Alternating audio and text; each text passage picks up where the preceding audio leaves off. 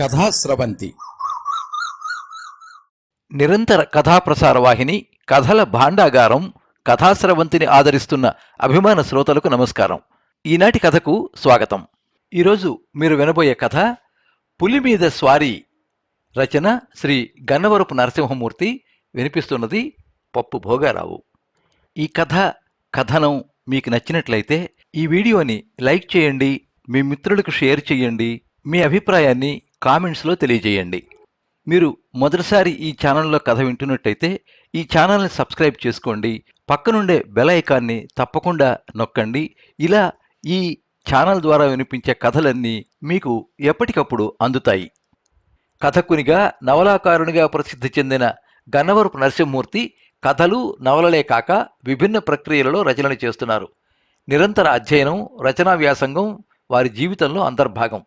ఇప్పటి వరకు 31 నవలలు, దాదాపు 660కి పైగా కథలు రచించిన గన్నవరపు నరసింహమూర్తి రచనల్లో వైవిధ్యం అపారం. మన సమాజ గమనాన్ని, అందులోని వైరుధ్యాల్ని సానుకూల దృష్టితో చిత్రిస్తూ పాఠకుల్లో హృదయ సంస్కారాన్ని ప్రోది చేయడం ఈ రచయిత ప్రత్యేకత. వీరిది సరళ సుందరమైన శైలీ సంవిధానం. గంధపు చెట్టు, వీణావేదనం, ఉడుతా భక్తి, గాలివాన, మట్టివాసన, అక్షరాభ్యాసం కథల సంపుటాలు, తూర్పు సంధ్యారాగం, అంకురం, అగ్నిపథం, స్వర్ణమయూరం వంటి నవలలు పాఠకుల నుంచి బహుళ ఆదరణ పొందాయి.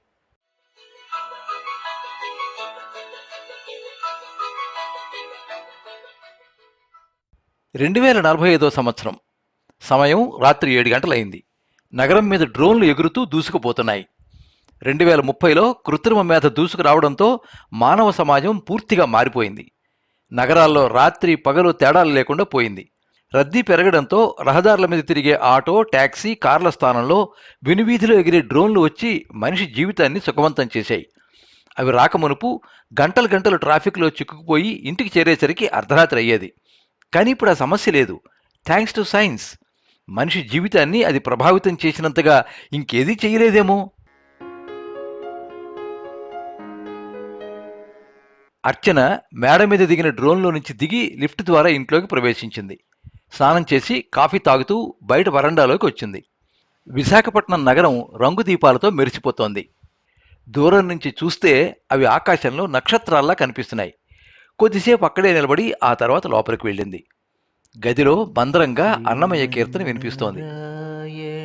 శ్రీమన్నారాయణ శ్రీమన్నారాయణ నీ పాదమే శరణు.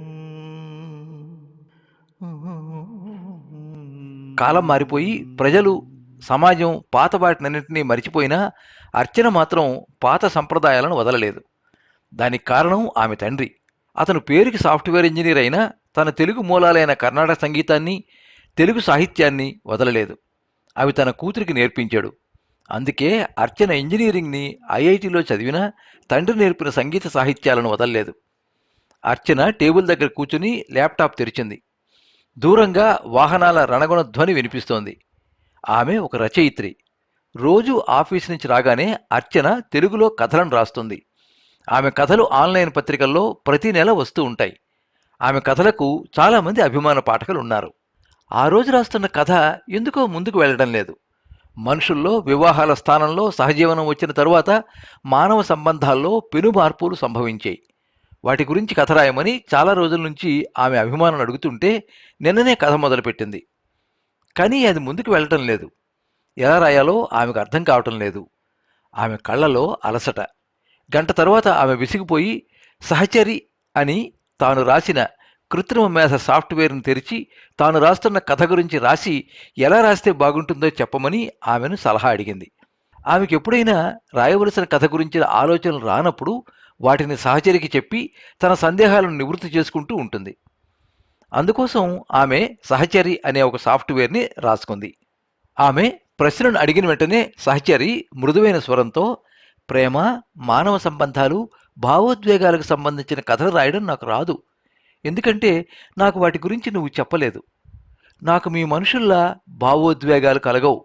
కాబట్టి నేను కథ చెప్పినా అందులో జీవం ఉండదు అని చెప్పింది. నువ్వు యంత్రానివి. ప్రేమ, ఆప్యాయత, ఆనందం, ద్వేషం, బాధ, దుఃఖం ఇవి మనుషులకు. మరైతే నన్నెందుకు సృష్టించావు? నీకు కావలసినవి, అవసరమైనవి అన్నీ నాకు నేర్పించి అసలైన భావోద్వేగాలను, ప్రేమను నేర్పలేదు. ఇది అన్యాయం కాదా? అని అడిగింది. సహచరి మాటలకు అర్చనకు కళ్ళలో నీళ్లు తిరిగాయి. ఆడ, మగ, మనుషుల భౌతిక కలయిక లేకుండానే పిల్లలను కనడం వరకు కృతకృత్యుడయ్యాడు మనిషి. విజ్ఞానపరంగా మనిషి ఎంతో ముందుకు వెళ్ళి తమ మనుషుల కన్నా ఎంతో తెలివైన మరమనుషులను అయితే సృష్టించాడు, కానీ భావోద్వేగాలు కలిగిన మనుషులను మాత్రం సృష్టించలేకపోతున్నాడు. భవిష్యత్తులో బహుశా అది కూడా సాధ్యపడుతుందేమో. అంటే సృష్టికి ప్రతి సృష్టి. అలా అయితే మనిషికి దేవుడు అవసరం ఉండదు అంది అర్చన. అయినా భావోద్వేగాలు, ప్రేమలు, బంధాలు, అనుభూతులు, ఆప్యాయతలు అన్నవి మీకే లేవు, ఇంకా మాకేం నేర్పిస్తావు నువ్వు అని అంది సహచరి. ఆ మాటలకు అర్చన ఉలిక్కిపడింది. ఒక్కసారిగా ఆమె కోపం ముంచుకొచ్చింది. నువ్వేం మాట్లాడుతున్నావో నీకు తెలుసా? అందులో నిజానిజాల గురించి ఆలోచించావా? నిన్ను సృష్టించింది నేను. సృష్టికర్త అయిన నాతోనే ఎగతాళిగా మాట్లాడతావా అంది ఆవేశంగా. అన్నీ తెలిసే మాట్లాడుతున్నాను. అబద్ధాలు మాట్లాడటానికి నేనేం మీలా మనిషిని కాను, మరమనిషిని అంది సహచరి. మా మనుషులను విమర్శించడం ఆపు. అవసరార్థం అప్పుడప్పుడు మేము అబద్ధాలు ఆడుతుంటాం. ధర్మరాజు లాంటి వాడే అబద్ధం ఆడాడు, మేమెంత? మాకు ప్రేమలు, బంధాలు, భావోద్వేగాలు లేవు అనడం నీ అసూయను సూచిస్తున్నది అంది అర్చన కోపంగా. ఆ మాటలు అంటున్నప్పుడు ఆమె పెదవులు వణికాయి. నాకు అసూయ? అది ఉంటే నేను కూడా మీ మనిషినే అయిపోతాను. అంటే నేను మనిషిని అని నువ్వు ఒప్పుకుంటున్నావా? భావోద్వేగాలు ఉన్న మరమనుషులను ఇంకా సృష్టించలేదని ఇప్పుడే కదా నువ్వు అన్నావు. అటువంటిది నాకు అసూయ ఎలా కలుగుతుంది అంది సహచరి. అది సరే, ఇంతకీ నువ్వన్న మాటలో నిజం ఎంతుందో చెప్పు, అప్పుడు నీ ప్రశ్నకు సమాధానం చెబుతాను అన్నది అర్చన. నేను ఉన్నదే చెప్పాను. స్త్రీ పురుషులు తమ శారీరక సుఖాల కోసం భౌతికంగా, అంటే శారీరకంగా కలిస్తేనే కదా పిల్లలు పుడతారు. అది సృష్టి రహస్యం. కానీ ఇప్పుడు స్త్రీ పురుషులు ఒకరికొకరు శారీరకంగా కలవకుండానే తమ వీర్యాన్ని టెస్ట్ ట్యూబుల్లో సేకరించి పిండాన్ని ఫలదీకరణ చేసి పిల్లలను కంటున్నారు. అది నిజమే కదా? అంటే మీరు మాలాగే శారీరక సుఖాలను అనుభవించకుండా పిల్లల్ని కంటున్నారు. అలాగే పూర్వం మనుషులు అందరూ పక్కపక్కనే కూర్చుని గంటల తరబడి మాట్లాడుకునేవారు. ఇప్పుడు అలా ఎక్కడ మాట్లాడుకుంటున్నారు? అంతా సెల్ ఫోనుల్లో మాట్లాడుకుంటున్నారు. పూర్వం పిల్లలను పక్కనే పడుకోబెట్టుకుని పాలిచ్చి పెంచేవారు. ఇప్పుడో ఆయాలు వాళ్లను పెంచుతున్నారు. ఇదివరకు తల్లిదండ్రుల్ని వృద్ధాప్యంలో తన దగ్గర ఉంచుకుని వాళ్ళు చనిపోయేదాకా సేవలు చేసేవారు. ఇప్పుడు 60 ఏళ్లు రాగానే వృద్ధాశ్రమాలకు పంపేస్తున్నారు. ఇప్పుడు చెప్పు, మీ మనుషుల్లో ప్రేమలు, అనుబంధాలు, ఆప్యాయతలు, భావోద్వేగాలు ఎక్కడున్నాయి? నేనన్న మాటల్లో నిజం ఉందా లేదా? ఇప్పుడు మనుషులు అన్నిటికీ మా మరమనుషుల మీదే ఆధారపడుతున్నారు. మీ పనులన్నీ మేమే చేస్తున్నాం. డాక్టర్లు మా చేత శస్త్రచికిత్సలు చేయిస్తున్నారు. పాఠశాలల్లో మేమే పాఠాలు చెబుతున్నాము. మీ రచయితలకు మేమే రచనలు చేస్తున్నాము. పొలం పనుల దగ్గర నుంచి మీ వాహనాల డ్రైవింగ్ల వరకు అన్నీ మేమే చేస్తున్నాము. మీ మనుషులు స్వతహాగా సోమరిపోతులు. కష్టపడడం వాళ్ళకి ఇష్టం ఉండదు. అందుకే మమ్మల్ని సృష్టించారు. దానివల్ల మనుషులన్న వాళ్ళు రాను రాను మాయమైపోతున్నారు. అంతెందుకు, నువ్వు నీ కలంతో కాగితం మీద రాస్తూ ఎప్పుడైనా రచనలు చేశావా? నీ ఊహ చెప్పగానే నేనే దాన్ని విస్తరించి కవితలు, కథలు, నవలలు రాస్తున్నాను.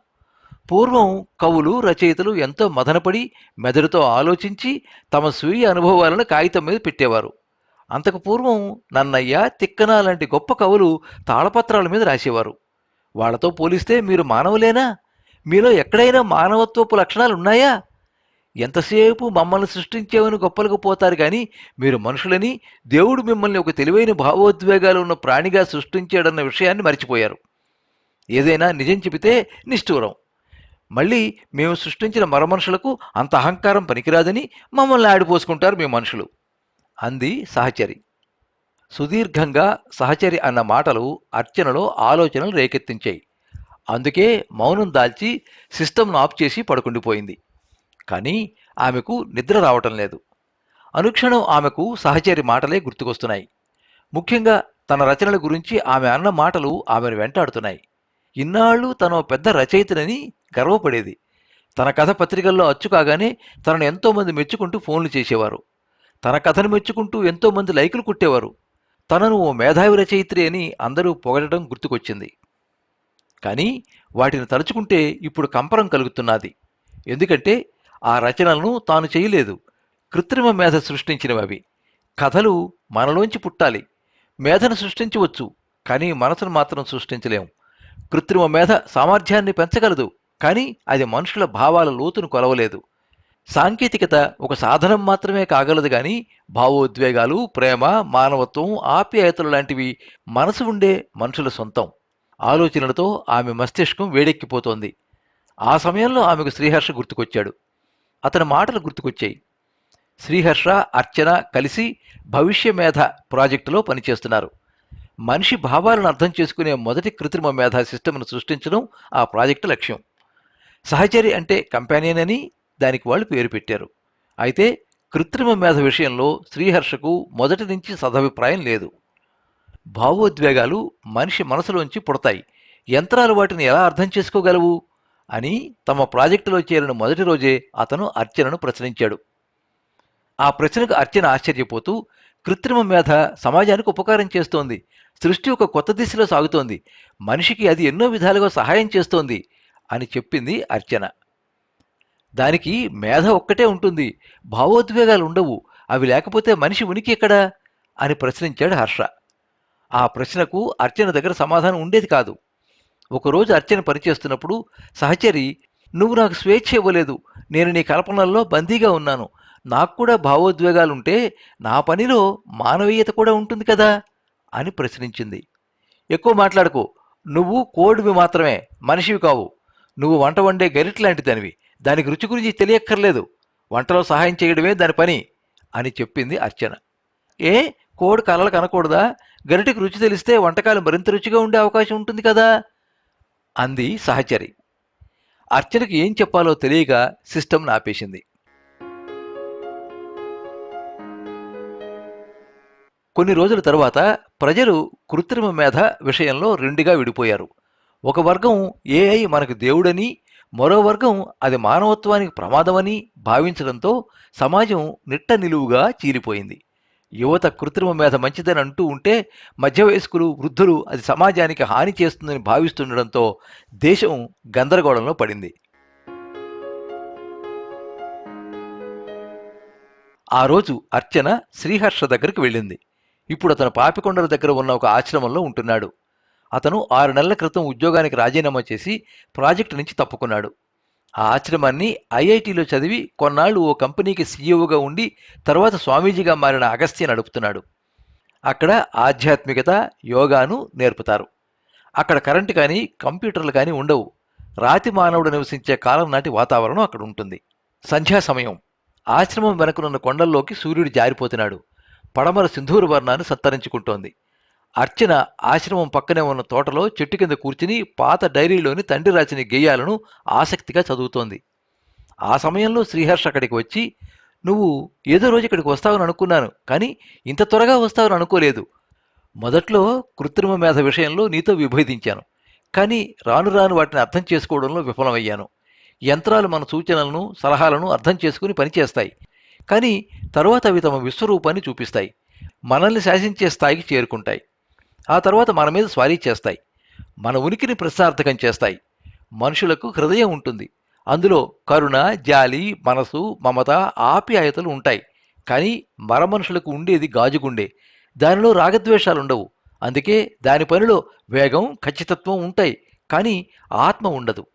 దాని సహకారంతో ఇన్నాళ్ళు నేను ఎన్నో రచనలు చేశాను. అందువల్ల నా రచనల రాశి పెరిగింది, కానీ వాసి పెరగలేదని పాఠకుల స్పందన వల్ల తెలుసుకున్నాను. అందుకే నిన్ను వెతుక్కుంటూ ఇక్కడికి వచ్చాను. నేనే కాదు, అందరూ ఏదో ఒక రోజు ఇలాంటి చోటుకి రాక తప్పదు. ఎందుకంటే మనం మనుషులం, రాళ్ళు రప్పలం కాము అంది అర్చన చెమర్చిన కళ్ళను తుడుచుకుంటూ. అర్చన, 10 సంవత్సరాల క్రితం మనం కృత్రిమ మేధ ద్వారా కొత్త ప్రపంచాన్ని సృష్టించాలనుకున్నాం, కానీ ఇప్పుడు దానికి దూరంగా వెళ్ళిపోవాలని అనుకుంటున్నాం. ఇంతకన్నా మెలోడ్రామా ఏమైనా ఉంటుందా? అతని మాటలకు అర్చన చదువుతున్న డైరీని పక్కన పెడుతూ, సృష్టించడం కాదు కానీ మార్చాలనుకున్నాం, కానీ దానివల్ల మన జీవితాలు మెరుగుపడలేదు సరికదా, మానవ సంబంధాలు తీవ్రంగా దెబ్బతిన్నాయి. ఇది సమాజం మీద పెద్ద ప్రభావమే చూపించింది. మనకు సహాయపడుతుందని అనుకున్నాము, కానీ అది పులి మీద స్వారీ అవుతుందని ఊహించలేకపోయాం. మనం మనకు సహాయపడే కుక్కలాంటి జంతువును తయారు చేయాలనుకున్నాం, కానీ అది పులిలాగా మారి మన జీవితాలను అతలాకుతలం చేస్తుందని అనుకోలేదు. ఇప్పుడు ఆ పులి మీద నుంచి మనం కిందకి దిగలేము. దిగితే దానికి ఆహారం అవ్వక తప్పదు. మనిషి తనని తాను నమ్మకుండా తాను తయారు చేసే యంత్రాలను నమ్మడం మొదలుపెట్టినప్పుడే మన జీవితాలు మన చేతుల్లోంచి జారిపోవడం మొదలైంది. మనం మనసున్న మనుషుల్లా కాకుండా యంత్రాల్లా బతుకుతున్నాం. ప్రేమ, ఆప్యాయత, నమ్మకం అన్నీ ఇంటర్నెట్ డేటా లెక్కల్లో ఇమిడిపోయాయి. అందుకే నేను ఈ పర్వతాల మధ్యకి వచ్చాను. ఇక్కడ మనిషి ఇంకా మనిషిగా బతుకుతున్నాడు. కరెంటు లేదు, యంత్రాలు లేవు.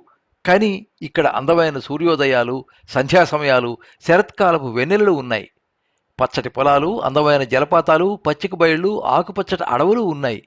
కల్మషం లేని మనుషులు ఉన్నారు. కానీ మనుషులకి ఇవేమీ అక్కర్లేదు. వాళ్ళు సుఖాల కోసం ఇన్ఫర్మేషన్ టెక్నాలజీ, కంప్యూటర్లు, కృత్రిమ మేధ అనే ఎండమావుల వెంట పరిగెడుతున్నారు. అవి మానవుణ్ణి యంత్రాల్లా మార్చేస్తున్నాయి. నేను ఇదివరకు నా మనసుతో ఆలోచించి రచనలు చేసేదాన్ని. ఆ కథల్లో, నవలల్లో ఆత్మ ఉండేది. భావోద్వేగాలు, ప్రేమలు, మానవ సంబంధాలు పుష్కలంగా ఉండేవి. ఆ రచనలను చదివితే మనసులు పులకించేవి, హృదయాలు స్పందించేవి. వాటిలో సామాజిక స్పృహ ఉండేది. కానీ ఇప్పుడు నేను రాయడానికి కృత్రిమ మేధ మీద ఆధారపడుతున్నాను. దానివల్ల రచనల్లో వేగం పెరిగింది, కానీ వాటిలో జీవం ఉండడం లేదు. వాటిని చదివితే అనుభూతి కలగడం లేదు. అందుకే ఒక్కసారిగా పాఠకులు తగ్గిపోయారు. Good writing can be defined as having something to say and saying it well. అలా రచనలు చెయ్యాలంటే స్వానుభవంతో, స్వయంగా ఆలోచించి, మనసుతో స్పందించి, హృదయం పులకించినప్పుడు స్వహస్తాలతో, స్వదస్తురితో కాగితంపై రాయాలి. అప్పుడే ఆ రచన పండుతుంది. పాఠకులను రంజింపు చేస్తుంది, వాళ్లను ఆలోచింపు చేస్తుంది, గుండెలను స్పందింపు చేస్తుంది, మనసులను పులకింపు చేస్తుంది. కానీ నేనా పని చేయడం లేదు కాబట్టే నా రచనల్లో పాఠకులకు కావలసిన రససిద్ధి లోపిస్తోంది. అందుకే ఇప్పుడు నేను స్వయంగా ఆలోచిస్తూ స్వహస్తాలతో రాయాలని నిర్ణయించుకున్నాను. ఇక నుంచి మనిషిగా బతకాలని నిర్ణయించుకున్నాను. ఆ విషయం చెబుదామని నీ దగ్గరికి వచ్చాను. నీకిష్టమైతే నాతో కలిసి నడువు. చాలా మంచి నిర్ణయం. నేను నీ రాకకై చాలా రోజుల నుంచి ఎదురు చూస్తున్నాను. ఆ మర్నాడే వాళ్ళిద్దరూ ఆ ఆశ్రమంలో దండలు మార్చుకుని వివాహం చేసుకుని పల్లెకు బయలుదేరారు.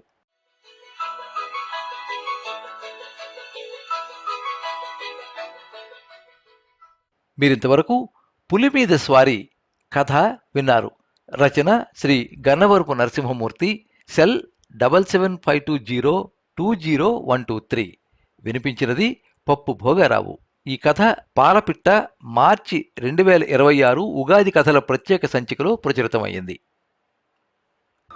ఎప్పుడు మీ అభిమానాన్ని కోరుకునే పప్పు భోగారావు.